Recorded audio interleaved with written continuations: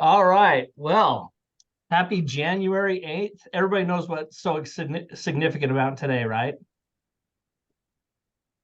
Yeah, What? it's the day before my dad's birthday That's true too. It's and also, Elvis's what's that? and Elvis's. I didn't know that. Unfortunately, my claim to fame for my birthday, April 28th, is I was born on the same date as Saddam Hussein. So Elvis, Saddam. There's a bit of a similarity. Okay. And that's recorded. All right. So listen, hope 2024 is getting off to a good start for everybody. No, I was going to say tonight is the national championship football game. Come on, this is going to be a good one for once. Kind of excited about that. So, Yeah, absolutely. um, all right. So, as I have been on the quote unquote break, which isn't really a break, I've been kind of rethinking this call going forward in 2024. And let me just kind of share with you on my screen. Um, yeah, thanks, Chase. Checks out. You're a funny guy. Um,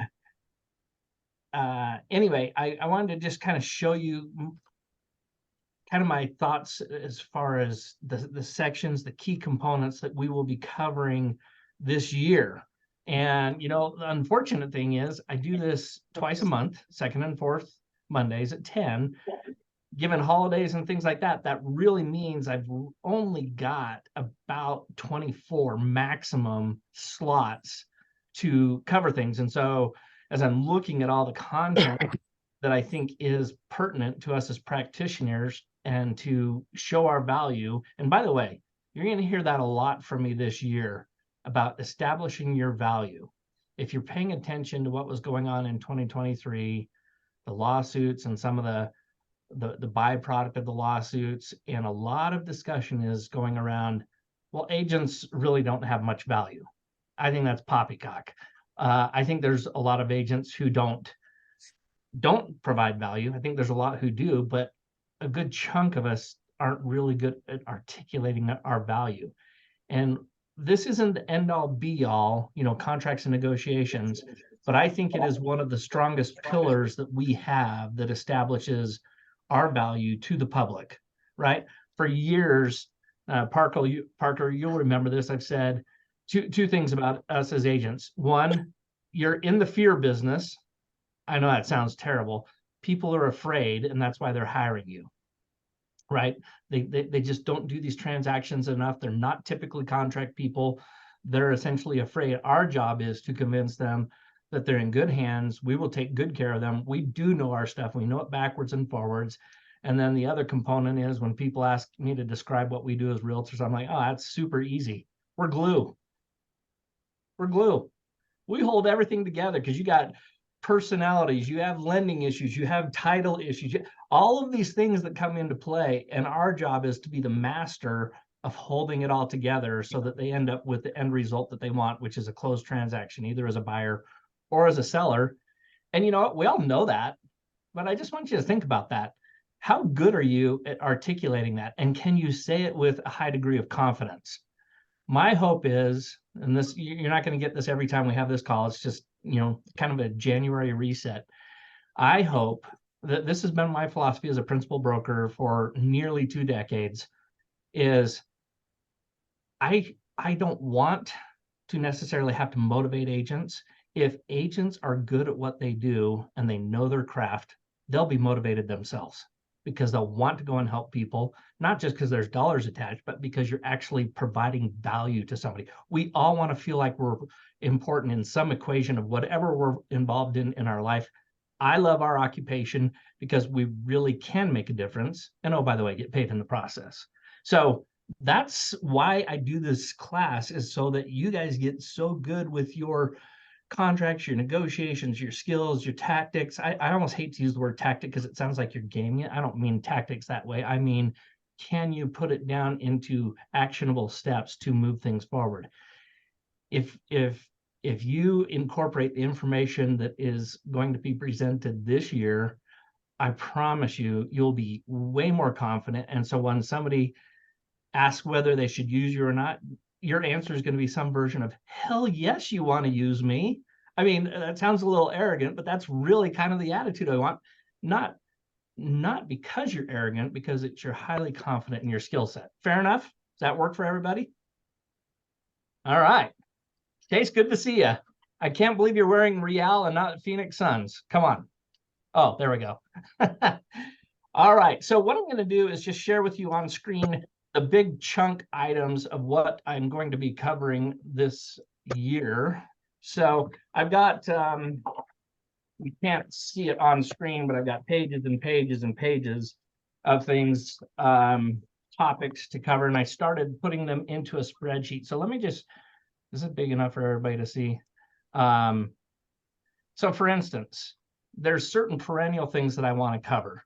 And one of them that is always going to get hit on over and over again is the REPC. It is the fundamental piece of what we do. There's a lot of tangents to it, a lot of moving parts. But if you don't understand this, it's pretty well established that you do not understand the other stuff, right? And so as I go and create a calendar and start the year going through the REPC, and you can see over here different sections. I can't cover it all today. I will cover, the first 5 or 6 sections. Then next week we'll cover the middle sections, and then the following.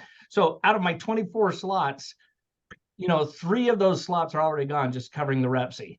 Now, I'm not going to do the same level on the sellers because I think I can cover their obligations in pretty much one session. So 4 of our 24, 1/6 of it is going to be on that tool. Okay. And by the way, I say this all the time, and I hope you guys take me seriously. If you have something specific you'd like to see me add on to this, I am all ears. Having said that, here are the big ticket items. The REPC for the buyers, REPC for the sellers, REPCs for new construction, which that's a whole new ball of wax. Various addenda, and notice I didn't put every addenda there. I can't, we won't have enough time to cover them all, but I hit what I think are some of the most important ones that are most frequently used in our day-to-day. And so if you see something there that I'm missing, please let me know. Seller's disclosures is a big deal. Title, PR, resolutions to different things that come up by way of title. We will spend time on legal counsel updates from UAR, Salt Lake Board of Realtors, Northern Wasatch Association of Realtors. You guys all know you're going to get a heavy dose of rapid stats from me because you got to know your craft. This is great because once a quarter I get kind of the syllabus provided to me by the DRE, things that are coming down the pike, as well as violations. Why do we spend time on violations? Come on, participation sport. So we don't do what other people are doing. There you go, Bill.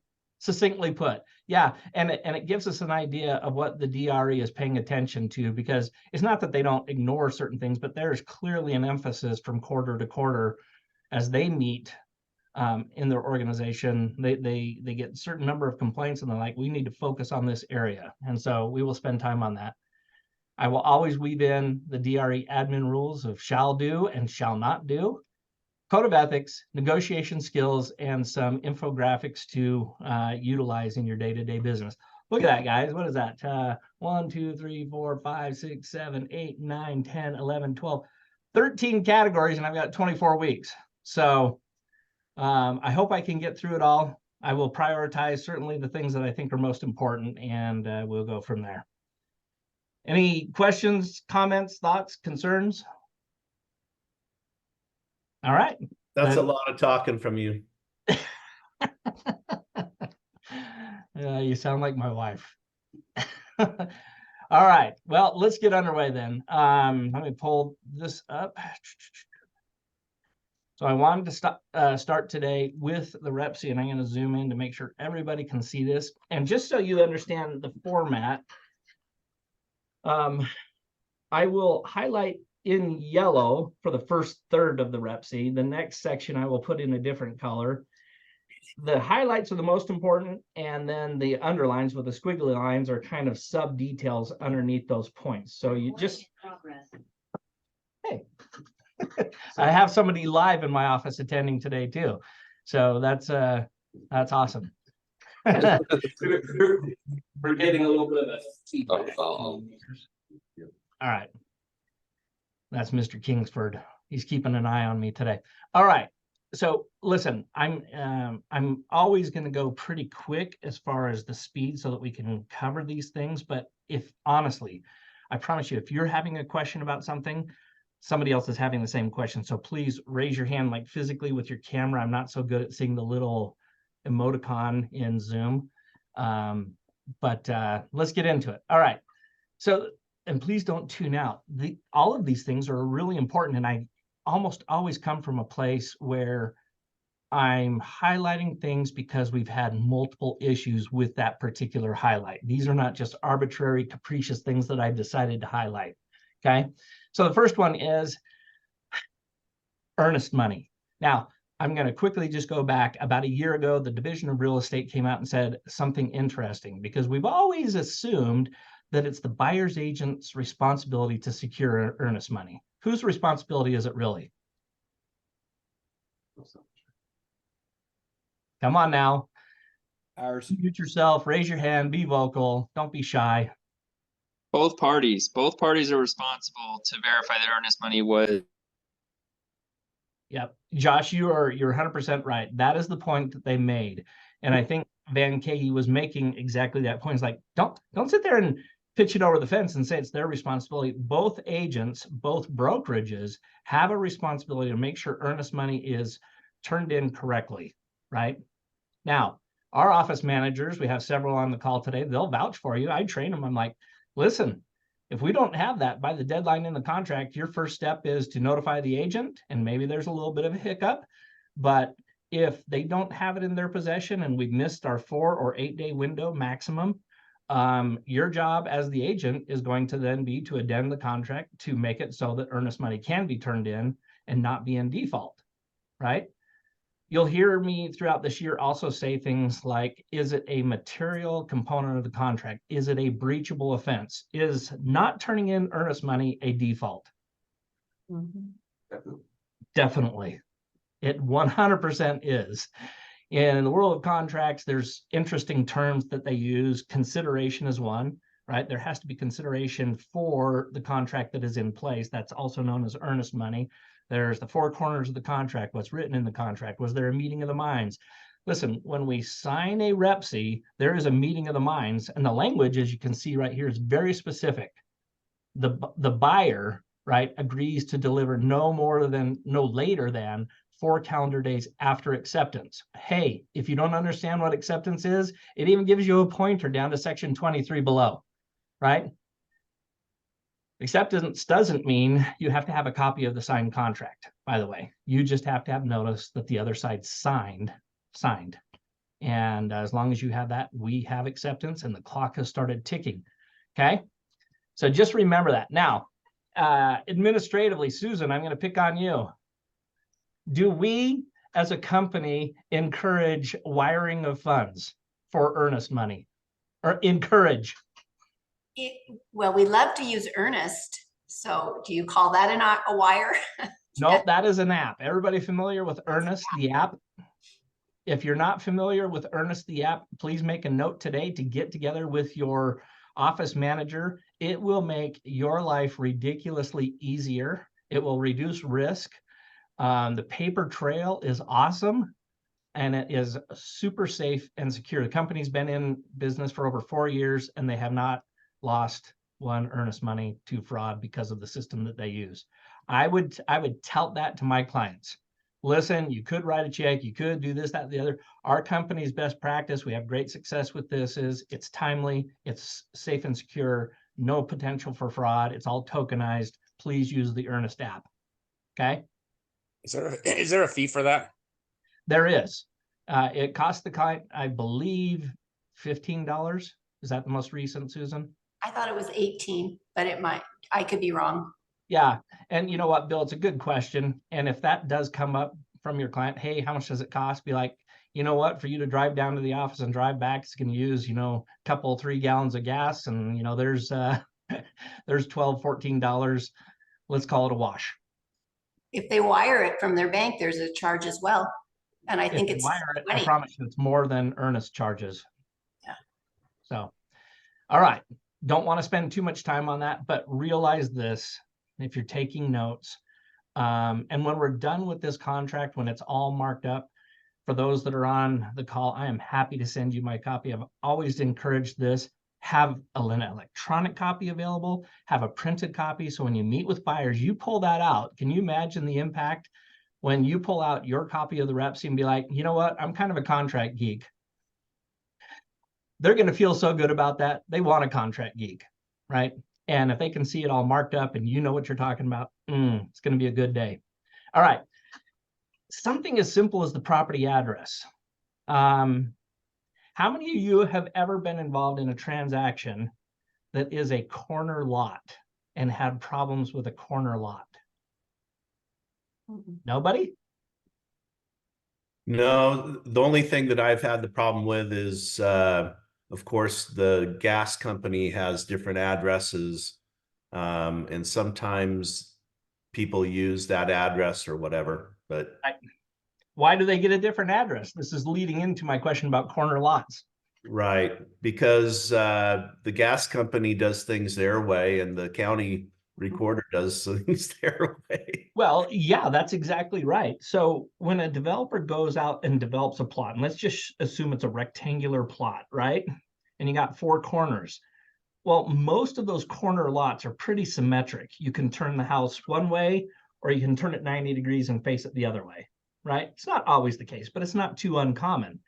Well, the county, when they did the plat, made an assumption that the house was going to face a certain way, and therefore it had a different address.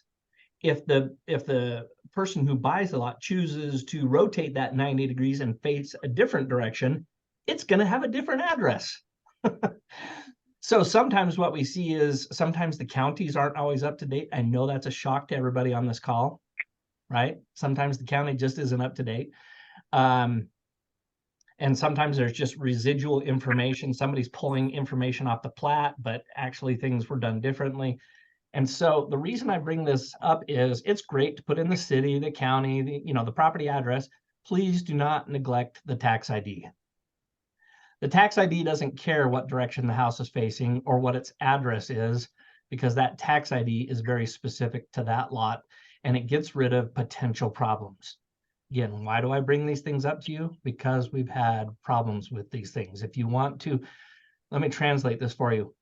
Even small problems, the public is looking at us going, I'm paying Jill a ton of money, right, to represent me.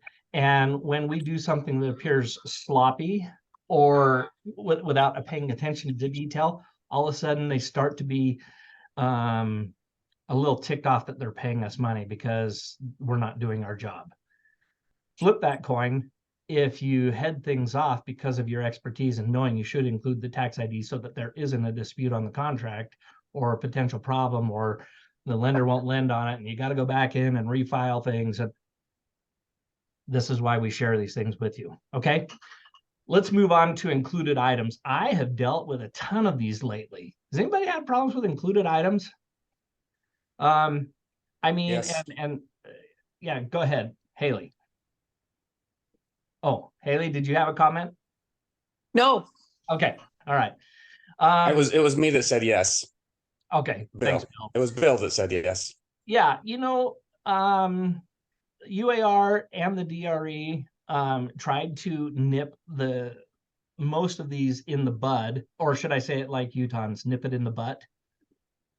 Okay. I'm just seeing if everybody's paying attention today. When you're drinking your milk or sleeping on your pillow.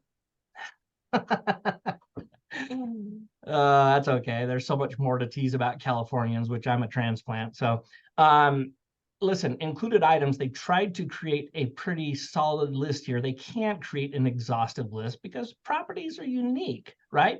But by default, the contract saying these items are included unless you specifically call out in section 1.2 that certain things are excluded. Okay. And I highlighted the ones that we've had more problems with, right? The first one is unless excluded herein.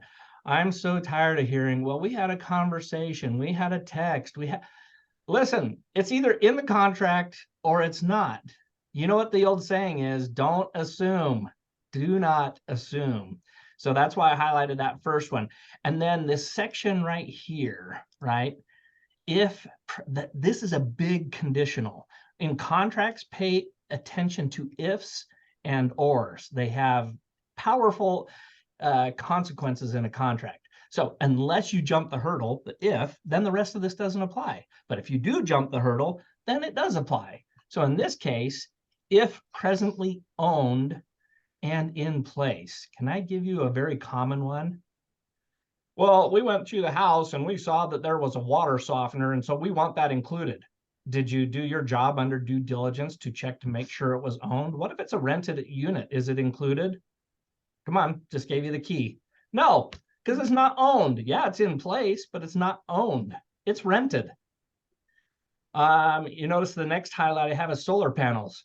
What if solar panels? There's a local company that made a lot of money leasing solar panels on a house. Leasing is not, it's a form of ownership, but it is not ownership. So we've had this multiple times where somebody says, well, hopefully people are smart enough to use the solar panel addendum to clarify these issues. But if that wasn't included, we would default to, is it presently in place? Yes. Is it owned? No, they're leased. What's the problem if they're leased? Come on, think this through. There's still money owed.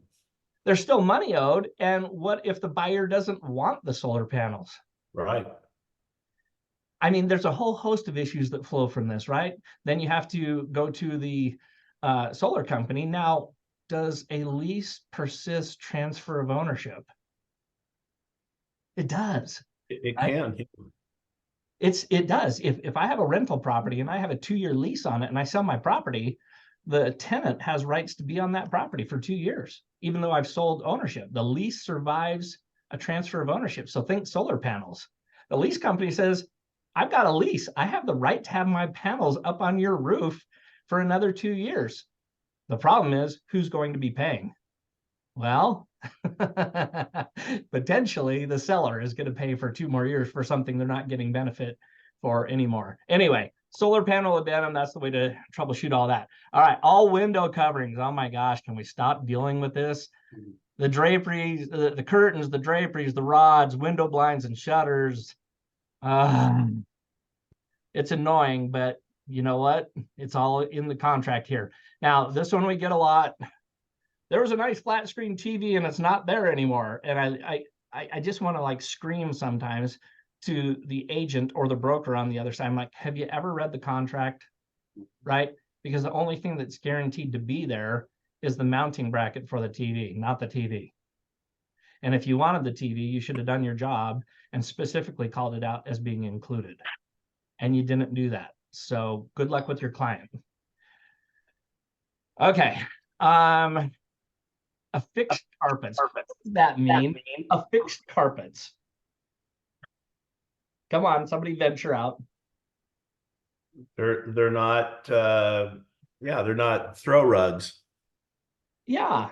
You know, a lot of houses these days will put in hard surfaces and then they'll do rather large islands of carpet, but they're not attached. There's not a tack strip, right? We all know what that is, the tack strip that holds a carpet in place permanently so it doesn't move around. Yeah, don't assume those throw rugs are going to be there no matter how big they are, because they are not affixed. Now, what if there was Velcro on the bottom of them and there's a Velcro receiving it on the hardwood floor? No. All right, Marianne, way to vocalize. I tend to agree with you. You know, the answer to this is, if there's any question, spell it out in detail. Don't wait for somebody to be like, well, there was a Velcro strip there, so it is affixed. Or excluded. Or exclude it, exactly. And then the security system. Now, this one should be obvious, right? I mean, if you're paying, but it goes back to, is it presently owned and in place? What if you're leasing it? What if you're renting it? Here's another one that we see all the time. You can go to Costco these days and you can see like a Yale lock. It's a digital deadbolt lock. And they're like, I don't know, 150, 200 bucks. And we've had multiple people go and get a cheap tumbler deadbolt and replace it. Is that part of the security system to a house? Could be. Not could be, is. Okay. Any lock is under that category of the security system. So if you're representing a seller and you get an offer, just say, hey, by default, I'm giving you some road signs here. If you see a digital this, that, or the other that's worth some money and you think they may want to take it, have that discussion with them in advance. Have that discussion. If they don't want to include it, then they should exclude it in their reply to the offer. Okay. All right. Somebody asked me the other day, well, a dog's part of your security system. Is that included? Oh, God. It is personal property. It is personal property. All right. So the flip side of this is other included items. Now, this is kind of interesting. Look at the verbiage here, right? The first part of this says the following items that are presently owned and in place on the property have been left for the convenience of the parties and are included in the sale, right? This gives you the opportunity to washers, dryers, refrigerators, microwave ovens, and then other. I highlighted specify to remind you if there's any concerns or there's any potential problems, please specify here. An ounce of prevention is worth a pound of cure. The part I was actually meaning to get to is the above. So section 1.1 and 1.2. The above checked items shall be conveyed to the buyer under a separate bill of sale with warranties as to title. Period. Oh, so there's a period there. Then it says, in addition to any boxes checked in section 1.2 above, notice it didn't say 1.1, there are additional items of personal property the buyer intends to acquire from the seller at closing by a separate written agreement. So if you have stuff specified up here in 1.2, it's covered by the first half of this, and it will be transferred, right, under a separate bill of sale. But if there's anything that isn't up here, right, then you have to have additional verbiage to do it. I know that should seem obvious, but we've actually had a couple problems with that because it wasn't in the other section. All right, excluded items. I'm not even going to spend any time on that. If your seller doesn't want it, or here's the flip side, if your buyer doesn't want it to be there, right, and it's somewhere in that category of gray, then specify that it's excluded. And that way the seller would be responsible to take it with them. So for instance, we had a property years ago that had like 80 tires on the property. Mm-hmm.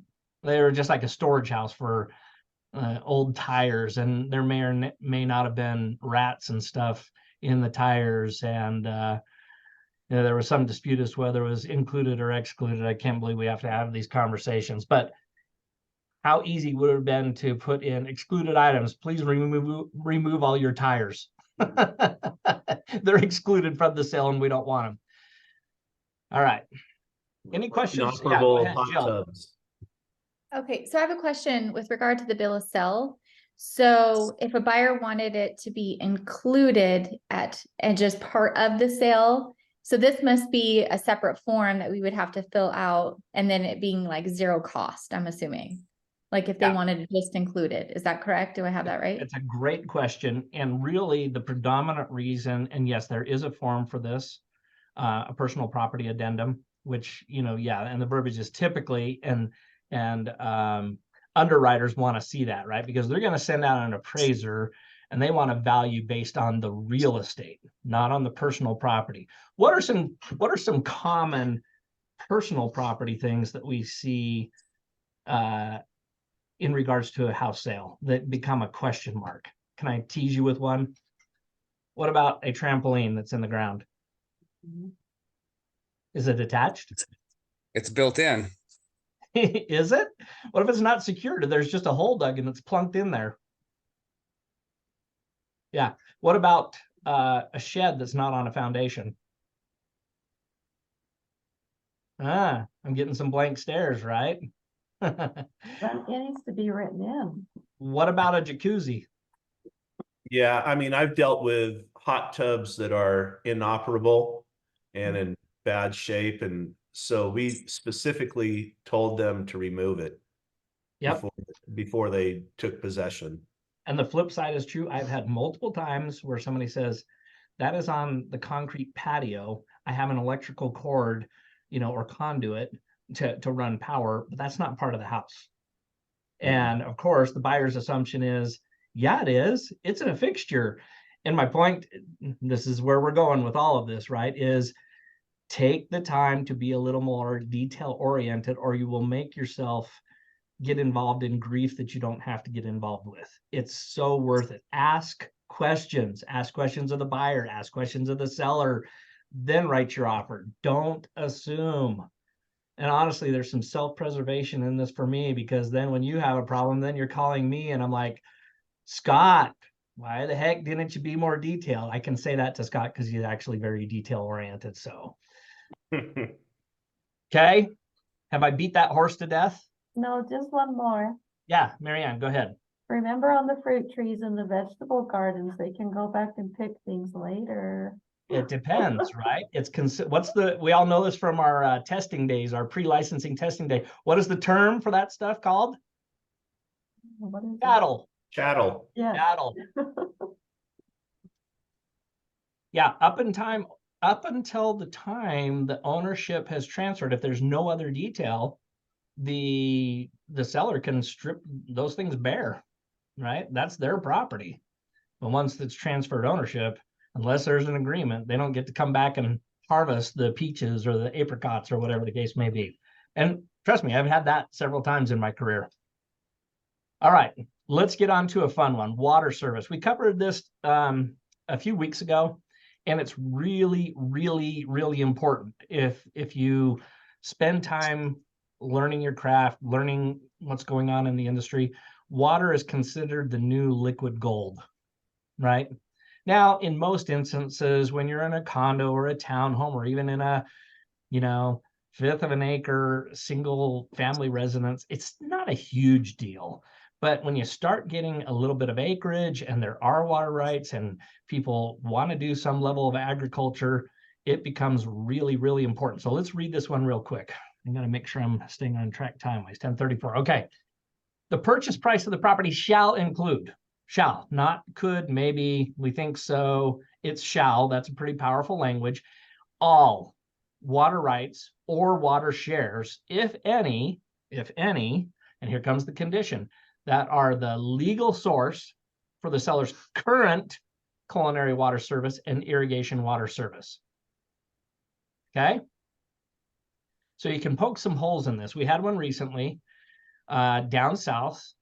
We were buying, one of our St. George agents was buying a property, and the person had, so do you guys understand the difference between rights and shares? I mean, painting with a broad brush.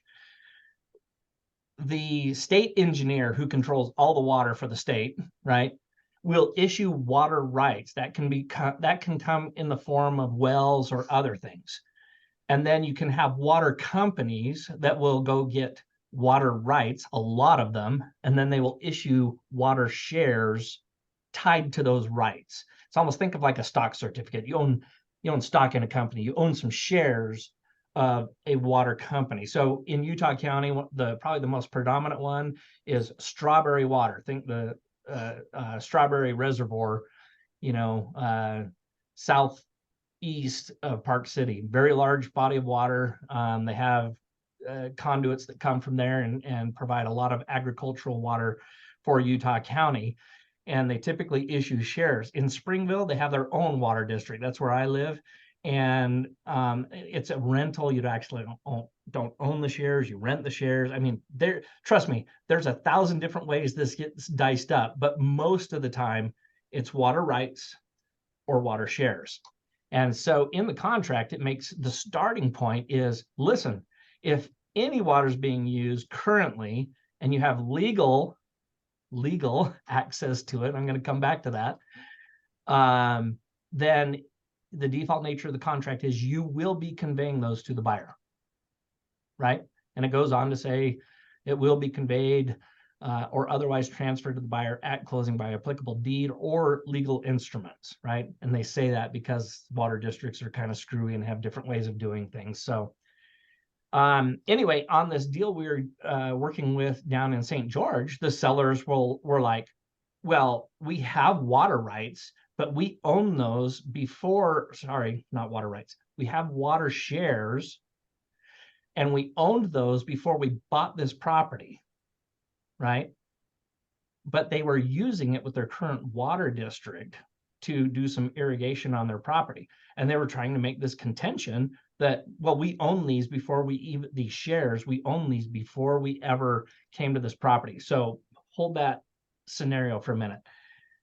Builders all the time, if they came into Lehigh and said, we want to do a development of, 400 homes, Lehigh City's going to be like, that's fantastic. How are we going to take care of water? And they will typically have a requirement. Well, you, the developer, have to go out on the water market and provide us so many acre feet of water so that we have access or a right to use that in our city so that we don't end up without water, right? I'm painting with a very broad brush, but that's kind of the play here. And so the builder developer will go out on the water market and go find the requisite number of shares. He'll purchase them and he'll hand over the certificates to the city and say, we've met your water requirements. Let us start developing. Okay. Well, go back to this St. George scenario. The seller didn't have, first of all, the seller signed this contract, right? Nobody held a gun to his head, should have read his contract. But they said, well, we just assumed, I love it when people say that. We assumed since we owned it before we moved into this house that we would just take it with us. And oh my gosh, just as an editorial side note, the agent on the other side was one of the snarkiest agents I've ever worked with in 23 years of doing this business. And honestly, I was trying to be professional about it and just point to the contract. And long story short, they ended up, we had already signed its settlement. We were holding off funding because they had not provided us the legal documents to transfer the water. And oh my gosh, it was like an act of Congress. But apparently they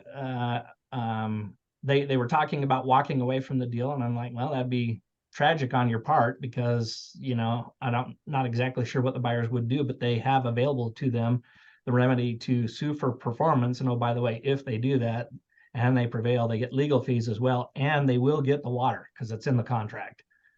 And they weren't too happy with that, but we ended up getting them because the contract at the end of the day prevails. I hope you guys understand that. When push comes to shove, 99.99% of the time, the contract is going to govern. You might get a screwy judge or a jury that is just off their rockers, but that is so rare and far and few between when it comes to contract law in the state of Utah. All right. So water service, very important. Pay attention to it. Ask the questions of your sellers. Do you have any water shares or any water rights? By the way, the reason I brought up legal is, I don't know, in certain areas in Utah, people will go, they've got 10, 20, 50 acres, and they'll go drill a well on their property. And they didn't talk to the state engineer. So they're essentially stealing water. Well, what happens when we sell that property to somebody else and they think they're getting water? What should have happened? The seller should have declared, I've got an illegal well, so don't plan on it. If you want to take that risk, go ahead.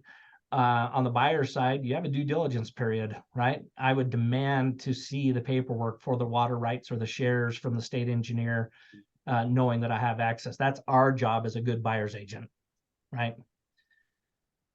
Okay, purchase price. Can I make a quick comment just so we can even potentially give me a chance to get a drink because Scott says so we can potentially even discuss it. So just like you said, that it's kind of like viewed as the liquid gold nowadays, but my response to that would be not always. I have a couple rental properties that have shares attached to them that I've acquired over the years. It wasn't that it came with them, and very, very, very inexpensive, very inexpensive. And every year I get a notice from the water company that some are going in default because they haven't been paid, and so you can buy them. And the process is you basically just go and pay, you go to the meeting, and they can have an auction, but they always just sell them for pretty much what their face value is, which again is very, very, very, very little in these particular situations.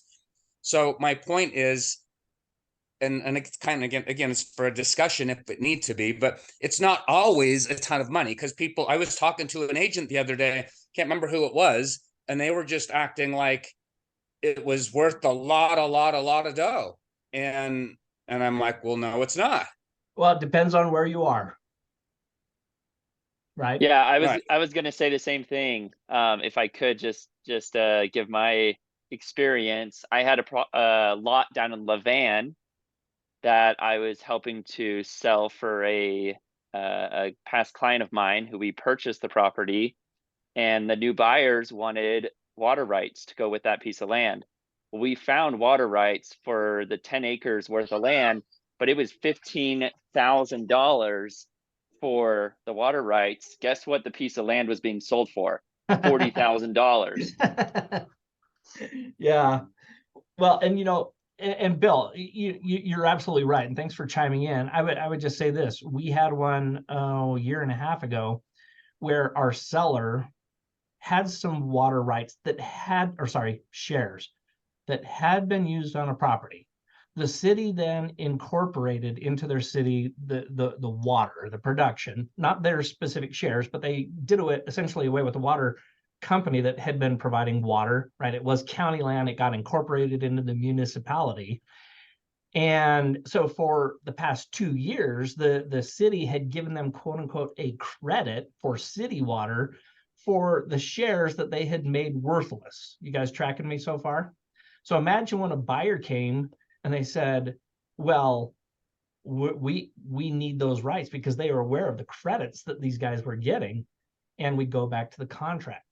If they're legally the current source of water, the shares aren't anymore.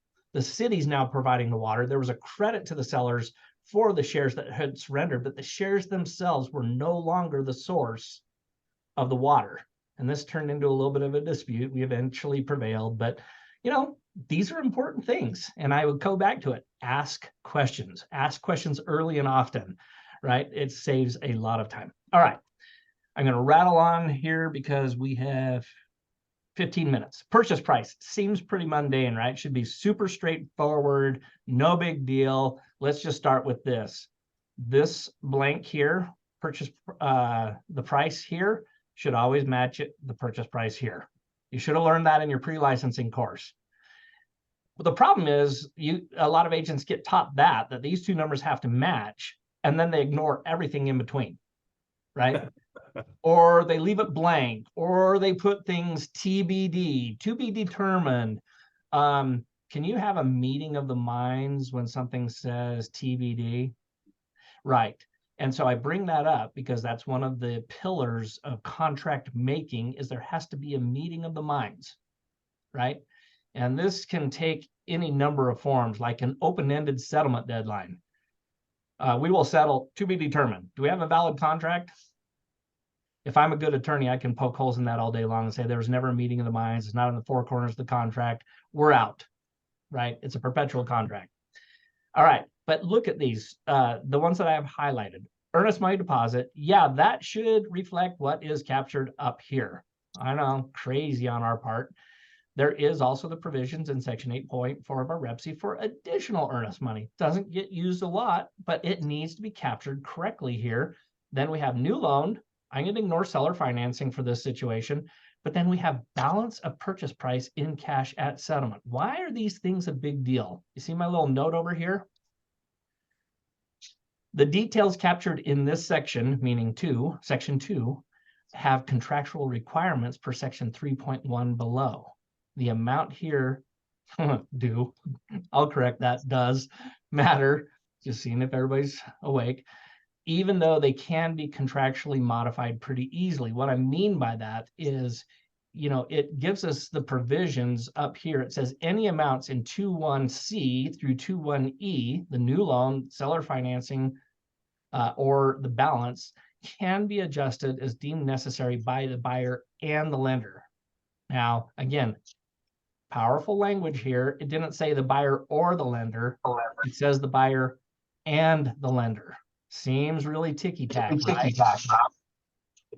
But if we only say the buyer wanted to change the terms, how much they were going to bring to cash at closing, yeah, you're not meeting the terms of the contract. It said the lender had to approve it as well. So pretty easy to do if you got a compliant or a pliable lender, but make sure you have to have both. All right. So what am I talking about in this red section? The details in section 2 actually have some importance in 3.1. So let's read this real quick.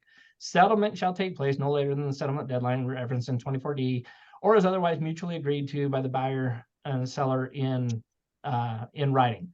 Settlement shall occur only when all of the following have been completed.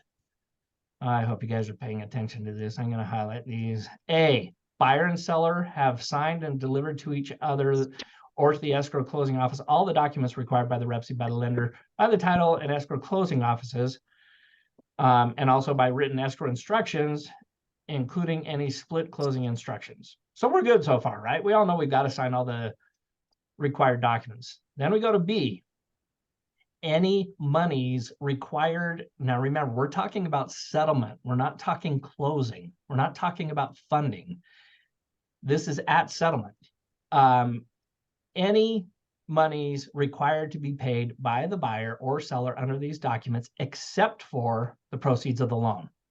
So earnest money is in play, has to be there at settlement, and the balance of the purchase price of cash at settlement. I was talking with one of our title reps who's been in the business 30 years. And when I did this training, he's like, oh my gosh, I learned something new after 30 years. I always thought those monies just had to be there before closing. And you know what? In practical application, most people aren't going to squawk. But if somebody got squirrely about the contract and those monies were not delivered at settlement, is there a breach? Yes, according to the That's right. That's right. So, you know, things to be aware of. Even the things that we think are just so mundane are actually have the potential to be pretty significant. And this is why we spend time in the contract. This is why we mark it up, because I promise you, I don't keep all of these facts at the ready in my head. I do them enough that I know most of them, but it's a good thing to have a reminder. And that's why I mark them, so that when I go in to meet with a seller or a buyer about writing an offer or accepting an offer, I see the highlights and be like, did you catch that, Barton? Did you go through that? Did you go through that? Right? Have a system. All right. I did some training on this not too recently, so I'm going to go through this pretty quickly. Settlement versus closing versus possession. They are three separate, distinct things with their own requirements and their own rights and privileges. So settlement means you got to sign the documents and deliver the money outside of the loan, right? We just covered that. The second one is closing, means it's got a fund and the new deed has to be recorded. And this, of course, has implications on the bane of my existence. I think out of all of the things of being a principal broker for nearly 2 decades that I've probably had the most frequently is somebody did settlement and they want to move in before closing, AKA before a transfer of ownership. Well, can we just move it into the garage? Can we just Can we And you know what? My fiduciary to our clients, especially if we have the sellers, but it's equally true for the buyers, is no, don't do that, right? Crazy things, I promise you, crazy things have happened. You know, there's we're just going to put it in the basement. Yes, I've had this one. We're just going to put it in the basement. The basement's unfinished. What happened? Oh, there was a crazy storm and water came in the basement and you destroyed family heirlooms. And all of a sudden, everybody stops playing nice and says, well, it was your property and you had an obligation since you had our stuff in there to protect it. And then people are trying to litigate. My point, just don't do it. If they have to pay to keep their stuff in storage or schedule a moving truck, that is small cost. I know it's annoying, but that is small cost compared to what can go wrong. So our position as a company will always be no, and it may even be hell no. Okay. Anybody want to chat about that one with me? No, we've had too many horror stories with that. Oh, yeah. And it's sad, right? Because ostensibly people are trying to be helpful, right? And they, tug on the heartstrings. Well, we got the kids in a van and we got the moving truck and I totally get it. The only way you can get by it is that you get the buyer and seller to sign something saying that as an agent or my brokerage, we're not legally at fault if something happens. And they agree upon it. Yeah, and even that is It's wishy-washy, but it's duct tape, band-aids, and paper Yeah. clips. So, Yeah. all right. So, and then the last one, of course, is possession. We get this all the time. Now, I've asked agents this many times. What do you put in for possession? Or if your client who's not contract savvy, your seller says, I don't know, what should I put? What do you tell them? Well, it depends if Thank the you, property's Bill. vacant or not. Okay. I like that answer. Okay, so let's assume that the property is not vacant. If it's vacant, put upon recording, right? Transfer ownership. But what if Okay, it's so not let me pipe in again real quick. Yeah. So that's actually a discussion I had one time with a very seasoned agent at another brokerage. He was actually the broker for their office for a lot of years and stuff like that. And he was just it's hell-bent sent on closing or recording or whatever. And I'm like, are you smoking crack on an occupied property? I'm like, so I literally like took the time to talk to 10 other seasoned agents, and the average came back at 48 hours. Yeah. Anyways, that's all. So I like this, right? You can quote Bill on that. Please do not attribute it to me. Use the line, what, are you smoking crack? That goes over But well. let me throw one other thing in there. Yeah, This was a guy that he was so he still had some old 3-page seller disclosures with the carbon things. And I'm like, dude, they've updated it. It's changed. It's online. You can get it. But he continued, and I couldn't believe it because, again, this was like a broker. And Yeah. I'm like, anyways. Well, Bill, Hey, Bill, I always put upon closing. I always have for 17 years. If the seller has a problem with that, they can counter. But for my buyer, I always put upon closing, and then there's a way for us to find out what the seller really wants and needs. Yeah. So Right, but so let me tell you. Let me give you an example. You and by the just way, said I'm not on crack. I got off of crack a No, long I'm just telling you. So you just said you always put closing, and so Yeah. you're in a competing situation, and somebody else says, "Hey, I'll give you a week before you have to get out because you have this really complicated move coming up, and you're going all over here." And then they accept that other offer because of that. Maybe it wouldn't be prudent to always put closing in it. Yeah, it's a good point. I could see that. I try to make an effort to keep the communication window very open and strong, right? I mean, part of our job in helping our buyers succeed or sellers succeed is ensuring that we have good communication with the other party and finding out what those needs and wants are before we craft an offer and go to our clients and discuss it. So to your point, Parker, right? And I think this is what Bill's saying, and I know you didn't I mandate that we always put this. I think based on the questions, if I called the listing agent and said, hey, what's important to them, hopefully get them to spill the beans and hey, you know what, they're not going to be able to be out by such and such. That's going to adjust how we write it. But listen, the point I wanted to get to, because there's 1,000 scenarios we could throw in here and I'm almost out of time. One, let's do what our client wants. Now, the reality is sometimes our clients don't know what they want. So it's our job to explain to them the difference. I'll just quickly say this as a general framework. My experience has been most sellers don't want to move all their stuff out of their house. So if there's upon recording, Parker, if you sent that to me, I'm like, nope, let me tell you why you don't want to do that, Mr. Seller. And to your point, Parker, that kind of fleshes out for you some of the things that might be important. But I typically will work with the other side and be like, hey, listen, I always tell my sellers that they want to have a day or two after everything's done so that we know that the funds have come through, that it has recorded, the ownership has transferred, before we do the heavy lift of moving everything out of the house. Can you imagine moving everything out of your house only to find out the deal fell through after settlement? Ooh, I just lost a client for life if I did that. And so my advice to a seller is and I will communicate that to the buyer. We're not trying to be weird about this. We just want to make sure everything has closed correctly, funded, recorded, everything, and then give us 24, 48 hours to move our stuff out, and we'll leave it in tip-top shape, right? There's so many ways for us to say things in the correct way to get past objections. If you throw in that little, and we will leave it in tip-top shape for you. In fact, my people are going to have cleaners, or I hire cleaners for my sellers. It's worth it for you for us to get out in not too timely a fashion, right? Give us a little time and we'll leave it really great for you. Go ahead, Jill.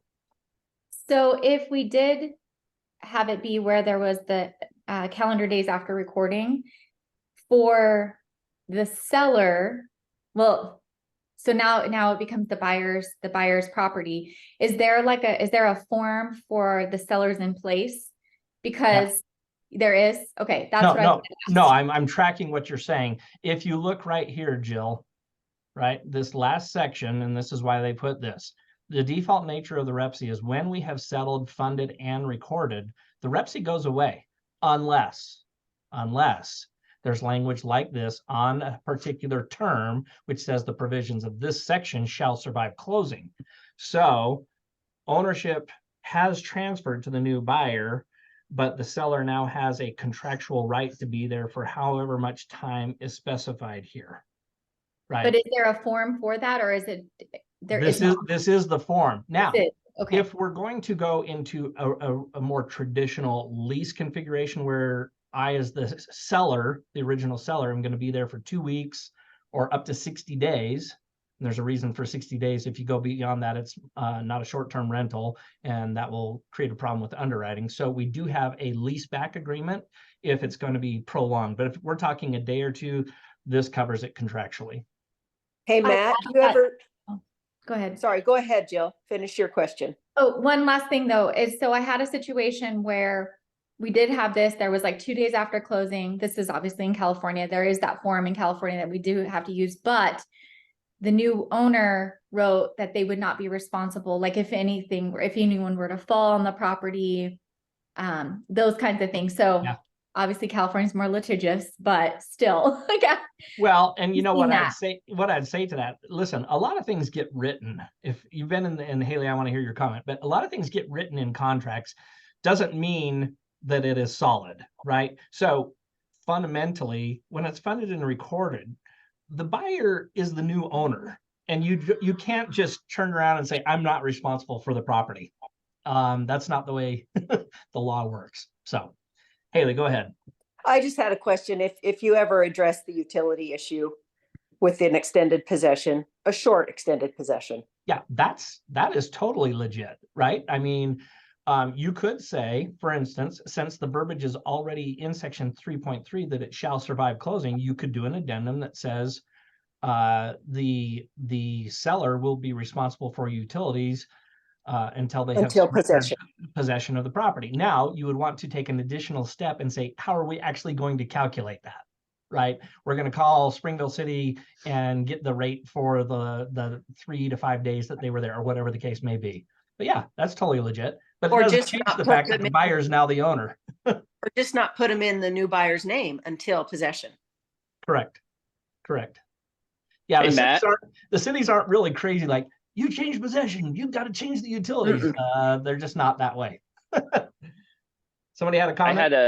I had an agent that said if the possession time is any time after 48 hours, they always did a lease back addendum, because the lease back addendum has all of the written contractual information that a lawyer has typed up.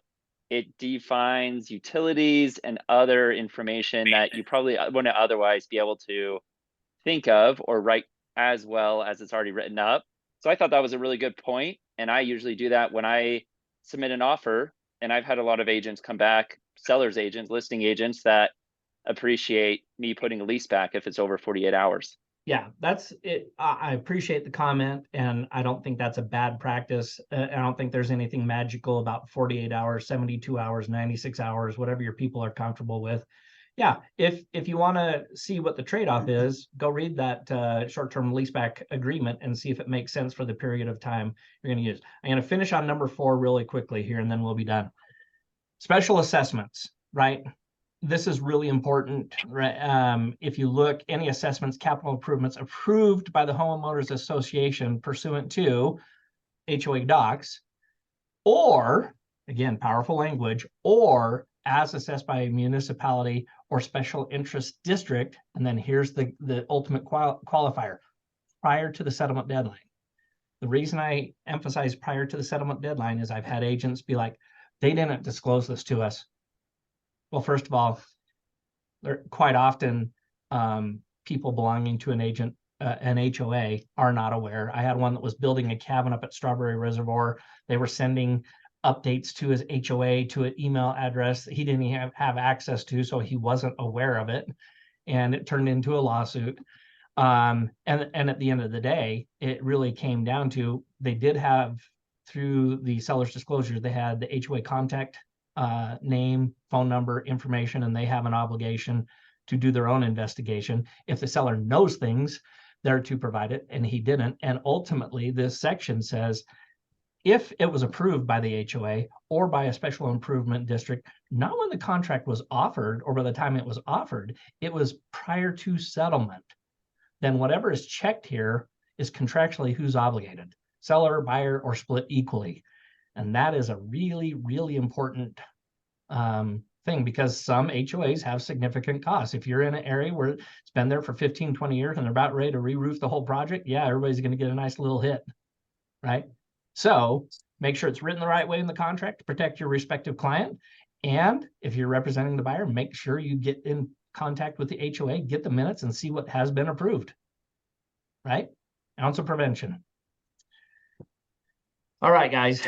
One last we're out of really, time. one quick, Yeah, go one ahead, Bill. really quick last thing, just, I hate to beat a dead horse, but that always thing kind of, makes me wonder, like, there was a transaction I had one time, some people were living with their parents, so it didn't matter when they moved. And we got a seller to accept such an incredibly lower offer because we let them stay in the house another 60 days because they were building, and it made it so they didn't have to move twice. And they hugely appreciated it. We're happy to sell it for so much less.